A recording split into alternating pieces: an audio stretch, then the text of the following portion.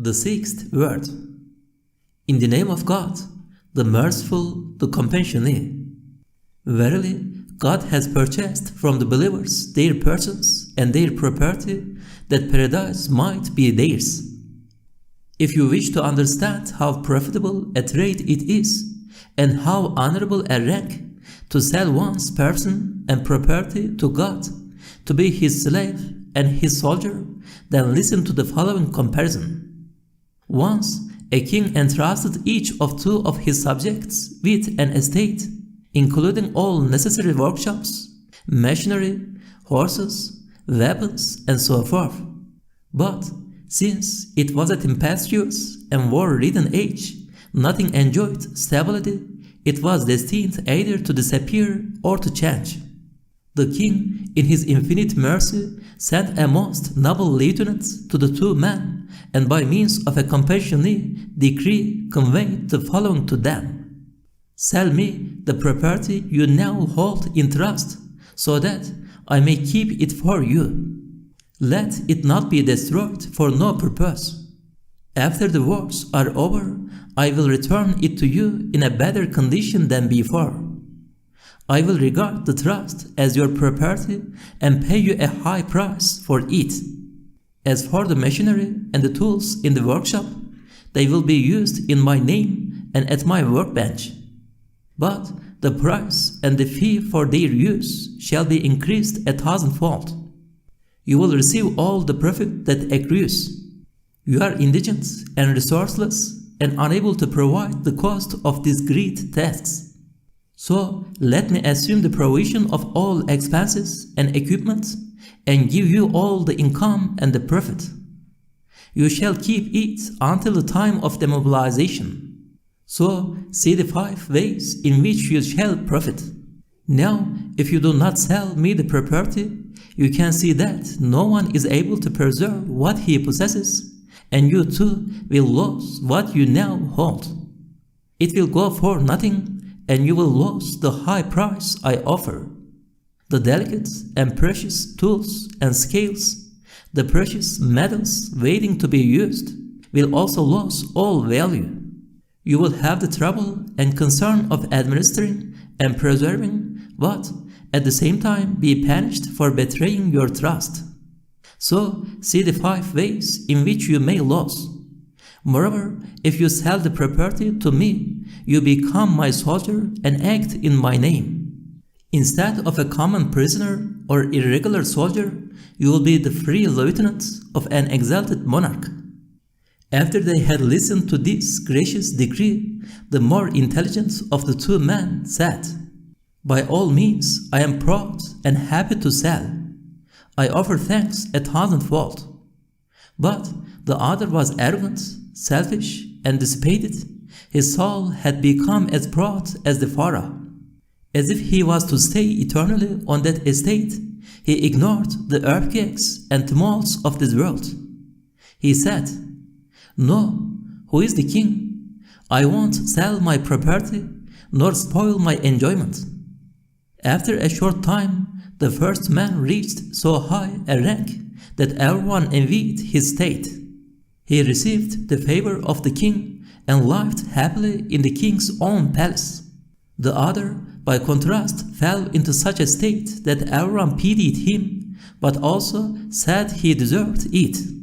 For as a result of his error, his happiness and property departed, and he suffered punishments and torment. O soul full of caprices, look at the face of truth through the telescope of this parable. As for the king, he is the monarch of pre-eternity and post-eternity, your sustainer and creator. The estates, machinery, tools, and scales are your possessions, while in life's fault, your body, spirit, and heart within those possessions, and your outward and inward senses, such as the eye and the tongue, intelligence, and imagination. As for the most noble lieutenant, it is the noble messenger of God, and the most wise decree is the wise Qur'an, which describes the trait we are discussing in this verse. Verily, God has purchased from the believers their persons and property, that paradise might be theirs. The surging field of battle is the tempestuous surface of the world, which ceaselessly changes, dissolves, and reforms, and causes every man to think. Since everything will leave our hands, will perish and be lost, is there no way in which we can transform it into something eternal and preserve it? While engaged in these thoughts, he suddenly hears the heavenly voice of the Quran saying, "Indeed, there is a beautiful and easy way which contains 5 profits within itself." What is that way? To sell the trust received back to its true owner. Such a sale yields profit 5-fold. The first profit. Transcendent property becomes everlasting.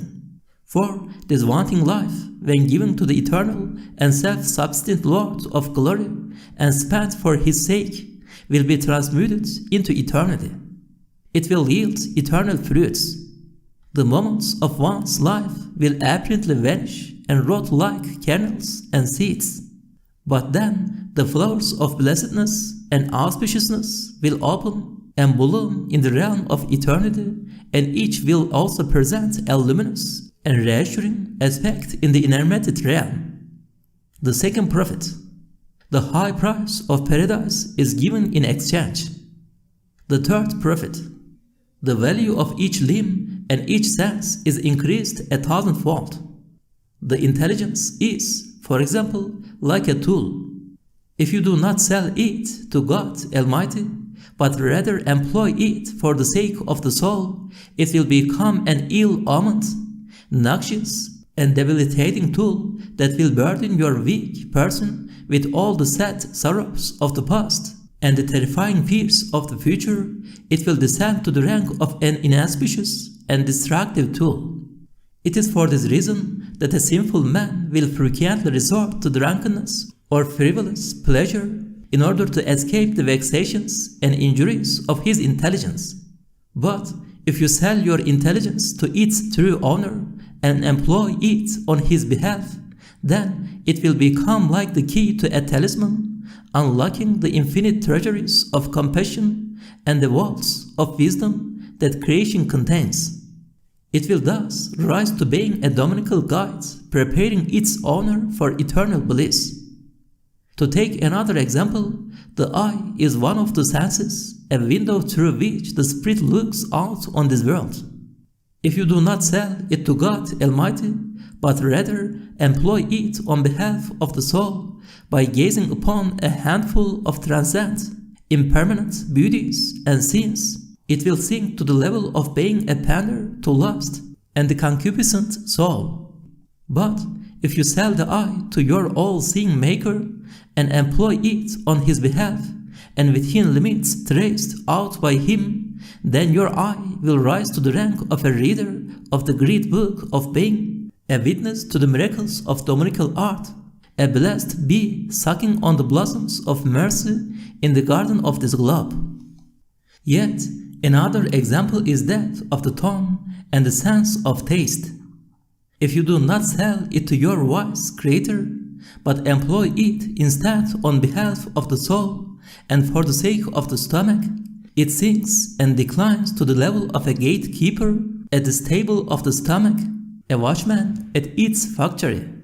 But if you sell it to the generous provider, the sense of taste contained in the tongue will rise to the rank of a skilled overseer of the treasuries of divine compassion, a grateful inspector in the kitchens of God's eternal power. So look well, O intelligence. See the difference between a tool of destruction and the key to all being. And look carefully, O eye.